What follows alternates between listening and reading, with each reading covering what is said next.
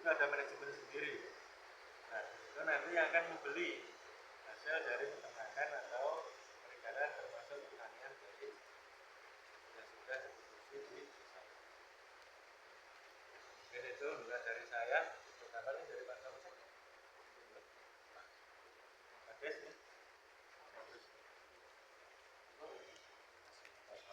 Assalamualaikum warahmatullahi wabarakatuh. Yang saya hormati, mohon ya Bapak,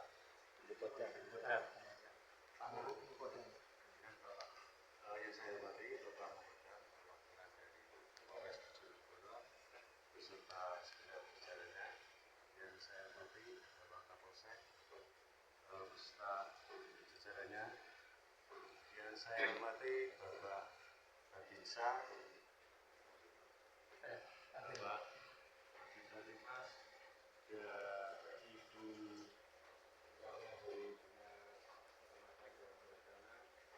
serta kelompok ternak, khususnya ternak perikanan yaitu ikan lele yang saya banggakan.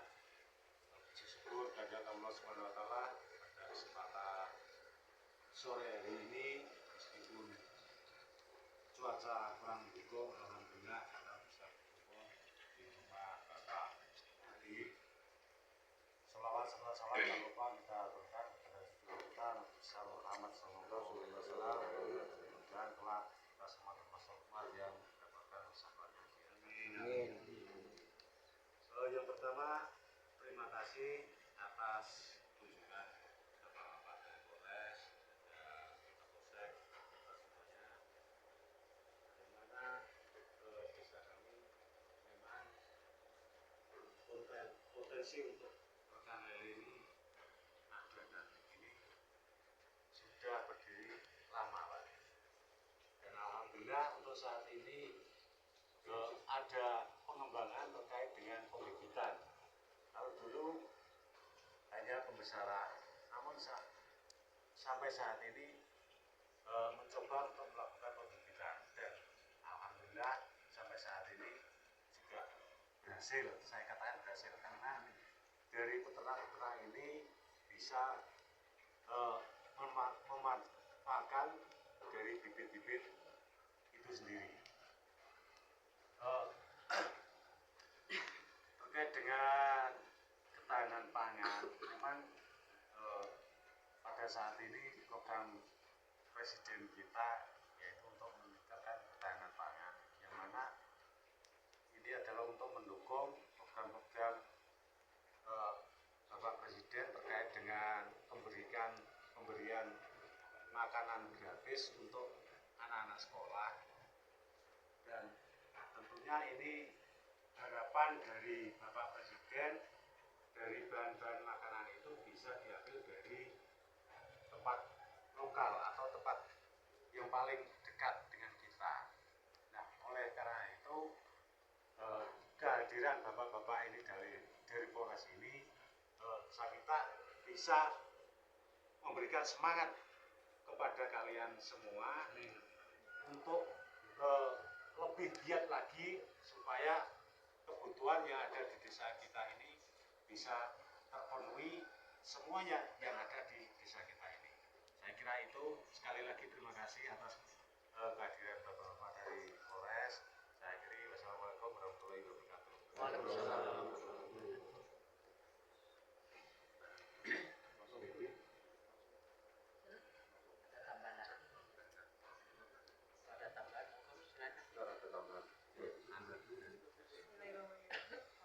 Kopinya pas keluar ini. Kalau kopi keluar biasanya agak lama nih biasanya. Dari tadi di sini nunggu Pak Kapolres Lawo sama Pak Kapolsek baru keluar ini kopinya. Jadi mampir kopi nggih mau nggih teng Kanten. Teng Malu. Langsung nggih. Belum ngopi, jare Udah dari Malu. Iya. Iya, Pak. Infonya setelah pada Jumatan. Nah, ternyata pada Jumat jam 2 juga ternyata masih pada Jumatan gitu.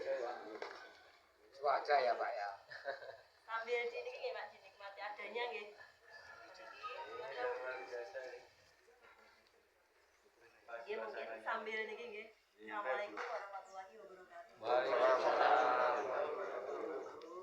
Yang terhormat Bapak Kapolres sebagai jajarannya, Bapak Kapolsek sebagai jajarannya, dan juga dari Kepala Desa Mori, Kecamatan Trujok, dan rekan-rekan anggota Pokdakan kelompok pembudidaya ikan yang ada di Desa Mori, serta ada Babinsa juga dan Babin Kamtibnas ya. Alhamdulillah, bersyukur dari Allah SWT karena hari ini bisa bertemu silaturahim terkait dengan isu yang saat ini memang sedang banyak dibicarakan, yaitu tentang ketahanan pangan. Nah, saya di sini sebagai penyuluh perikanan wilayah Kecamatan Trujok. Sebenarnya saya juga wilayah Kecamatan Malo juga, Bapak. Jadi kami di Dinas Peternakan dan Perikanan ini karena penyuluh perikanannya hanya 9 orang, jadi kami mempunyai wilayah kerja itu sekitar 3 wilayah gitu ya.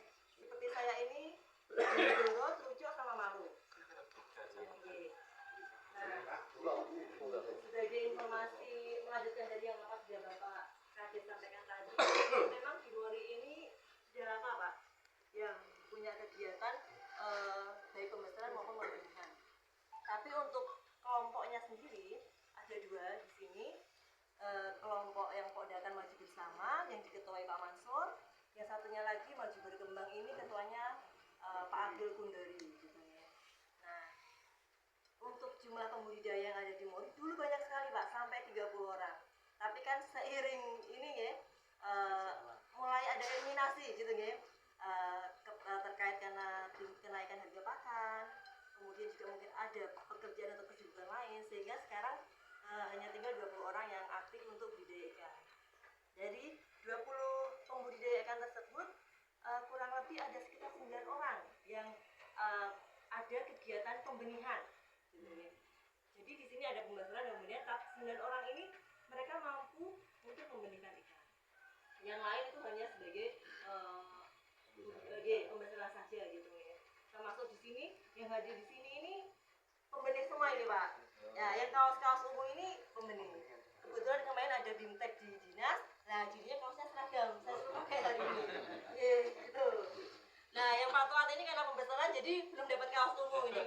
Hanya yang pembenih kemarin gitu. Nah, ini pembenih gitu. Nah, untuk jumlah kolam di Mori ini lumayan banyak Pak. Kurang lebih ada sekitar 105 unit kolam gitu yang tersebar di 20 pelaku usaha tadi gitu ya. Nah, kalau untuk produksi perikanan kurang lebih kalau rata-rata ya sekitar 2 sampai 3 ton Pak per bulannya. Oke, kalau pembenihan masing-masing pembenih ini rata-rata ya sekitar 30.000 ekor untuk per bulannya. Jadi kalau misalnya ada 9 orang ya kurang lebih ya 20.000 ekor ya untuk per bulannya. Nah, untuk pemasarannya ini di lokal. Maksudnya lokal di sini masih di lingkup Kabupaten Bojonegoro. Untuk memenuhi permintaan yang ada di wilayah Kecamatan Trujok, ada yang lintas di Kecamatan Karo juga ngambil dari sini juga ada gitu ya. Kecamatan sebelah juga ada. Jadi masih dalam lingkup yang Kabupaten Bojonegoro. Gitu. Nah, untuk produksi benih memang di Kabupaten Bojonegoro ini secara umum ini masih kurang Pak untuk memenuhi permintaan pembesarannya. Ya, untuk produksi benihnya masih kurang, sehingga masih mendatangkan dari luar Bojonegoro seperti dari Kediri mungkin ya, itu masih Ngawi, itu masih mendatangkan dari sana gitu.